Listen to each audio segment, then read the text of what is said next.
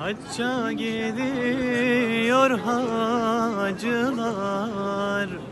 insanlara duacılar. Başlar içimde acılar, özler dururum Mekke'yi. Başlar içimde acılar, özler dururum Kabe'yi.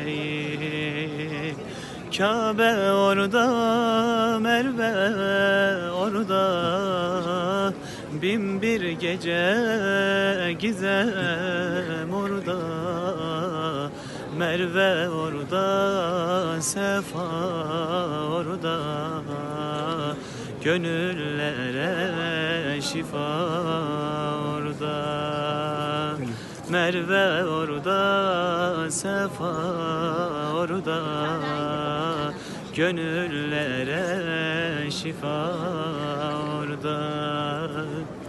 Ben Mekke'yi görmemişim, toprağı sürmemişim,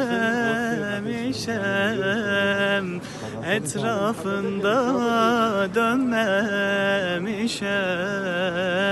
Özler dururum Mekke'yi, etrafında dönmemişim.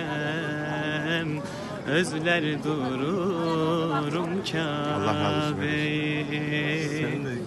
Kabe orada, Merve orada, bin bir gece gizem orada. Merve orada, Sefa orada, gönüllere şifa orada. Merve orada, Zemzem orada, gönüllere şifa orada.